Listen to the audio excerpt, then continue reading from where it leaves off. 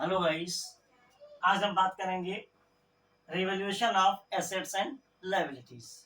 तो सबसे पहले हम बात करते हैं कि रिवैल्यूएशन अकाउंट्स क्या है। रिवैल्यूएशन अकाउंट जो है वो एक प्रकार से एक वो अकाउंट है जिसमें हम एसेट्स और लायबिलिटीज का रिवैल्यूएट करते हैं। रिवैल्यूएट का मतलब होता है, देखिए होता क्या है कि बाजार में जो हमारे एसेट्स हैं या लाइबिलिटीज हैं उनमें फ्लक्चुएशन होता रहता है, उनकी वैल्यूज में चेंज होता रहता है। ठीक है, तो जैसे मान लीजिए लैंड बिल्डिंग है ना, लैंड और बिल्डिंग 1 लाख की अगर है, हो सकता है कि पिछली बार ये 90,000 की खरीदी गई हो, या हो सकता है पिछली बार ये ज्यादा की खरीदी गई हो। तो इसमें क्या होता है, चेंजिंग होता रहता है। जब ये चेंज होता है तो उस चेंजिंग में प्रॉफिट या लॉस भी होता है। तो ये जानने के लिए कि जब नया पार्टनर आता है ना, तो जितनी भी हमारी एसेट्स और लायबिलिटीज होती हैं उनको हम करंट वैल्यू पर लेकर आते हैं। किस पर लेते आते हैं, इनको हम करंट वैल्यू पर लेके आते हैं। करंट वैल्यू हमारी कितनी है, जब मार्केट में अगर हम बेचने जाएं तो वो करंट वैल्यू कितनी होगी, है ना। तो करंट वैल्यू पर लेकर आते हैं, इसीलिए हम इसको रिवैल्यूएशन कहते हैं। रिवैल्यूएशन का मतलब होता है इसका दोबारा मूल्यांकन किया जाए, इसकी दोबारा वैल्यू लगाई जाए कि इस समय हमारे पास कितनी एसेट्स में चेंज हुआ है, उनके प्राइस में क्या चेंज हुआ है ना। तो यही हमारा लायबिलिटीज में, तो ये चेंजिंग हमारी पड़ती है। इसका नेचर क्या है, ये हमारा जो है किस नेचर का है, ये नॉमिनल अकाउंट का है। ये नॉमिनल अकाउंट होता है, इसका नेचर जो है वो नॉमिनल अकाउंट का है, अर्थात ये नॉमिनल अकाउंट होता है। और इस नॉमिनल अकाउंट में हम, आपको मालूम है कि ऑल एक्सपेंसेस प्रॉफिट लॉस डालते हैं, है ना। तो वही हम यहाँ करते हैं, जो भी चेंज होता है हम यहाँ पर पोस्टिंग स्टार्ट कर देते हैं। तो जनरल एंट्रीज हम क्या करते हैं, इसके लिए हम जनरल एंट्री करते हैं बच्चों। तो सबसे पहले हम एंट्रीज मारते हैं कि अब क्या होता है कि जब हमारे एसेट्स की वैल्यू में क्या हो जाए, इंक्रीजमेंट हो जाए। हमें मालूम है कि मान लो हमने बिल्डिंग है खरीदी, बिल्डिंग हमारी खरीदी है ना। बिल्डिंग हमारी 1 लाख रुपए की है, लेकिन आज हमारी 1.5 लाख रुपए की हो गई। ठीक, ये बुक वैल्यू है, एक करंट वैल्यू है ना। सीवी का मतलब करंट वैल्यू, ये बुक वैल्यू है, ये करंट वैल्यू है, बढ़ गई। अब हमारे इस प्रकार से फर्नीचर है, कोई भी एसेट्स है, इनके मूल्य में चेंज होता रहता है।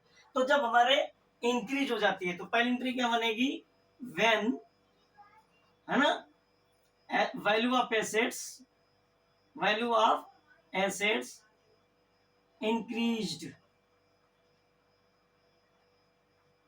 जब हमारी एसेट्स की वैल्यू क्या हो, इंक्रीज हो जाए, तो हम डालेंगे assets account debit, assets account debit to. क्योंकि हमारी प्रॉफिट है, बढ़ी है तो ज्यादा है, तो रिवैल्यूएशन अकाउंट प्रॉफिट को क्या करते हैं, क्रेडिट करते हैं। ठीक है ना। तो रिवैल्यूएशन अकाउंट, रिवैल्यूएशन अकाउंट ये हम यहाँ पर पोस्ट कर देते हैं, है ना। बीइंग नरेशन लिखेंगे, value of assets, value of assets increased. ठीक है, हमारी एसेट्स होती है, हमारी बढ़ जाती है, तो हम ये एंट्री कर देते हैं। दूसरा है कि जब हमारी एसेट्स की वैल्यू क्या हो जाए, डिक्रीज हो जाए, है ना। When the value of assets decrease. ठीक, जब वैल्यू कम हो जाए तो हमारे लॉस हो जाता है, तो क्या लिखेंगे, revaluation account debit, revaluation account debit to assets account. वहां पर एसेट्स के नाम आ जाएंगे, assets account being the value of assets decrease. ठीक है ना, ये हमारी क्या हो गई, डिक्रीज हो गई। थर्ड है, जब हमारी लाइबिलिटीज की वैल्यू बढ़ जाए। देखिए लाइबिलिटीज की जब वैल्यू बढ़े तो हमारा लॉस हो जाता है। ठीक है ना, तो लिखेंगे when value of liabilities increase.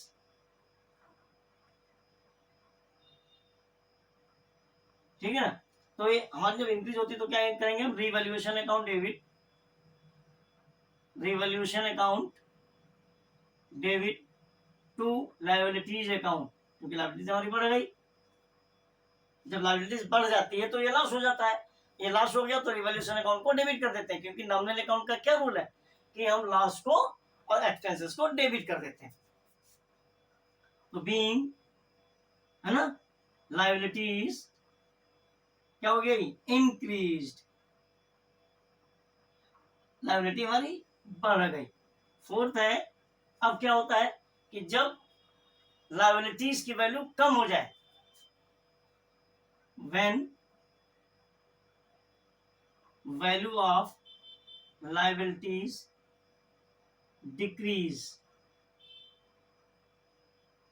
ठीक है ना, लायबिलिटीज ऑफ वैल्यू डिक्रीज हो जाए, कम हो जाए, क्योंकि ये क्या होता है हमारा प्रॉफिट हो जाता है ना।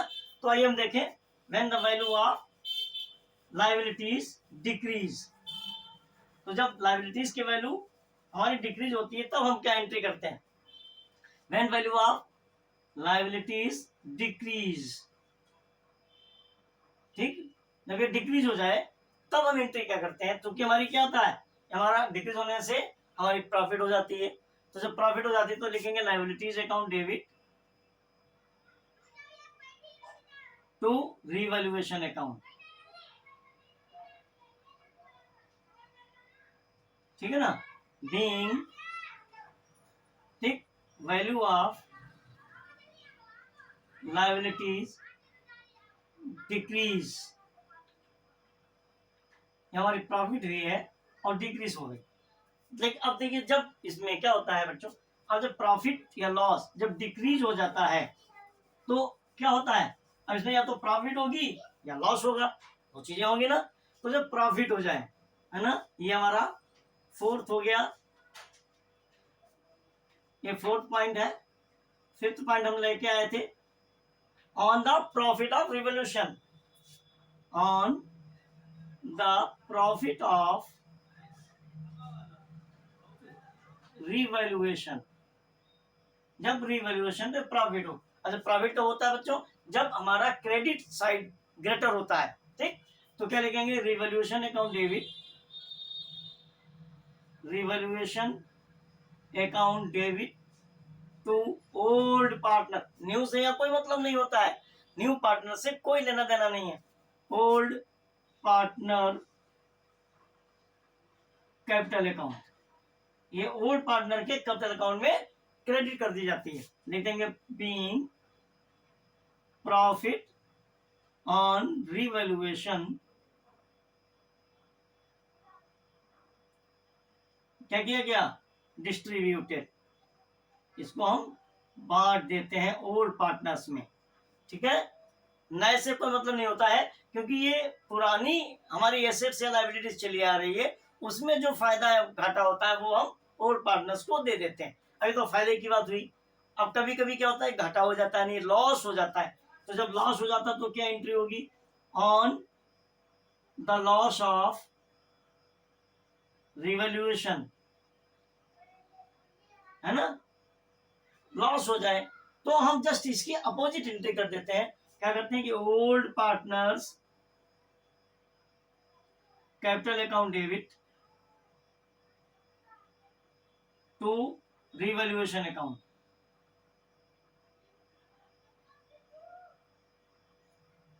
बीइंग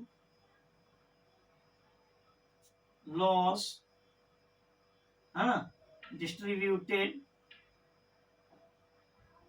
टू पार्टनर्स, ठीक है ना, इस लॉस को हम उनके अकाउंट में डेबिट कर देते हैं, उसे ले लेते हैं और इस प्रकार से हम एंट्रीज तैयार कर देते हैं। अब हम आपको रिवैल्यूएशन अकाउंट बना करके दिखाते हैं, इसका आप जल्दी से स्क्रीनशॉट ले लीजिए और आगे हम चलते हैं। अब हम आपको रिवैल्यूएशन दिखाते हैं कैसे होता है रिवैल्यूएशन अकाउंट, आइए शो करते हैं।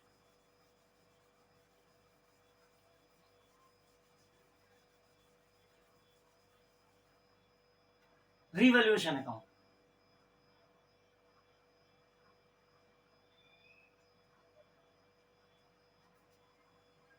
देखिए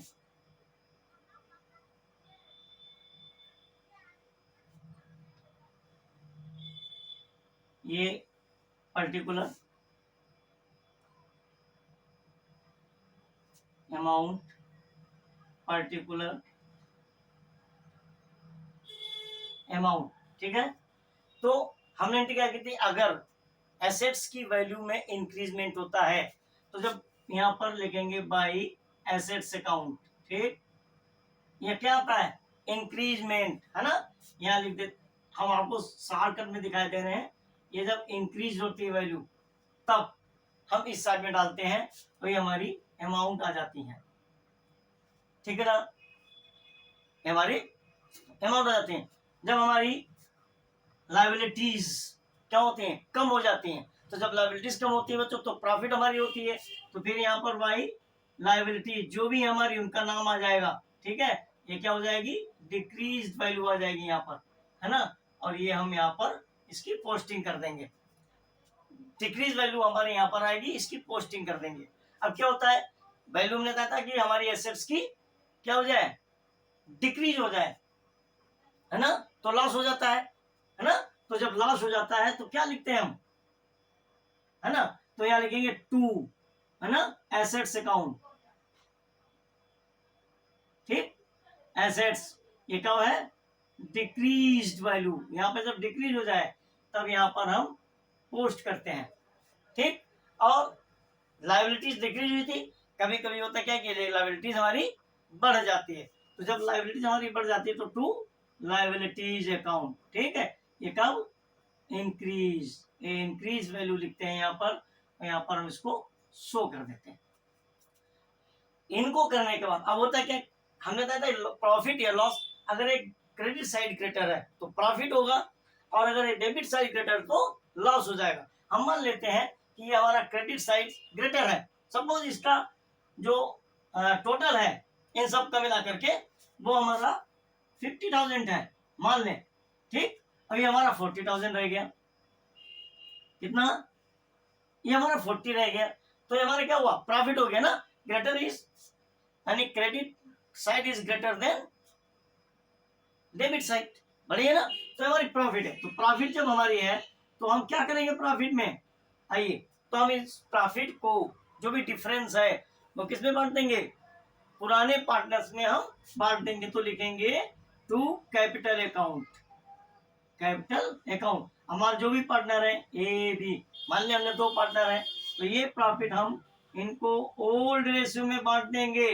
ध्यान रखिएगा, ये किस रेशियो में जाएगी, ओल्ड रेशियो में बटेगी, ये हमारी क्या है, ये हमारी प्रॉफिट है बच्चों, हमारी क्या है, प्रॉफिट है। और ये किस में जाती है, ये हमारी हमेशा किस रेशियो में, ओल्ड रेशियो में, ओआर का मतलब है ओल्ड रेशियो में जाएगी, ठीक है ना। अगर ये मान लीजिए अब ये वाली साइड बड़ी है, अब ये हमारा 50 हो जाए, है ना, अब ये 40 रह जाए तो लॉस हो गया क्योंकि डेबिट बड़ा है, तो जब लॉस होगा तो बाई कैपिटल अकाउंट, ये भी ओल्ड पार्टनर्स के कैपिटल अकाउंट में जाएंगे, ए और बी, इसको भी हम ओल्ड रेशो में ही डिनोट करेंगे, ठीक है ना। ये किस में जाएगा, ये भी ओल्ड रेशो में जाएगा, ओल्ड का मतलब हमने ओल्ड रेशो लिख दिया है, आपको ध्यान बना रहा है, ये भी ओल्ड रेशो में ही इसको पोस्ट करते हैं, लास्ट में हम इसका टोटल लगा देते हैं, और इस प्रकार से हमारा रिवैल्यूएशन अकाउंट कंप्लीट हो जाता है। This is our revaluation account. Capital account हम आपको बनाना सिखा चुके थे चैप्टर फर्स्ट में ही, रिवैल्यूएशन भी हालांकि हम बनाना सिखा चुके थे फर्स्ट चैप्टर में, लेकिन पुनः दोबारा भी हमने इसको रिपीट कर दिया है। इस तरीके से हमारा ये अकाउंट्स क्रिएट हो जाता है और इसकी प्रॉफिट लॉस को अकाउंट्स में हम पोस्ट कर देते हैं, डाल देते हैं, देख लीजिएगा, ठीक है। अब अगले वीडियो में हम आपको नई चीज लेकर के चलेंगे, राइट। आज के लिए हम इतना फिर रिपीट किए जा रहे हैं इसको अगेन। रिवैल्यूएशन अकाउंट में क्या होता है बेटा, जब एसेट्स हमारी डिक्रीज होती है, चूंकि लॉस होता है हमारा, तो हम ये डालते हैं डेबिट साइड में, जब हमारी लायबिलिटी इंक्रीज होती है तो लॉस होता है तो हम डेबिट साइड में, क्योंकि ये नॉमिनल अकाउंट होता है, नेचर इसका होता है नॉमिनल अकाउंट, तो ये नॉमिनल अकाउंट के रूल्स फॉलो करते हैं यहाँ पर हम कि all the expenses and losses are debited, all profit and incomes are credited, तो यहाँ लॉस हो रहा है। ठीक, अब ये एसेट्स इंक्रीज होती है तो प्रॉफिट है, प्रॉफिट है तो उसको हमने क्रेडिट कर दिया है, और लायबिलिटी डिक्रीज होती है तो ये भी हमारी प्रॉफिट है, इस प्रॉफिट को भी हमने क्रेडिट कर दिया है। इन दोनों को साइड्स का कंपेरिजन करते हैं। अगर ये क्रेडिट साइड बड़ा है तो प्रॉफिट आएगी और इसको हम कैपिटल अकाउंट में ट्रांसफर कर देंगे। अगर डेबिट साइड ग्रेटर है तो यह लॉस हो जाएगा। ये हमारा क्या है, इस ओल्ड रेशो में लिखा है, ये हमारा एक प्रकार से लॉस है ना, ये लॉस होता है। और इस लॉस को, इसको भी हम किसमें, ओल्ड रेशो में ही डिस्ट्रीब्यूट करते हैं। ठीक, ओल्ड रेशो में ही इसको डिस्ट्रीब्यूट कर देते हैं। आज के लिए इतना ही, थैंक यू।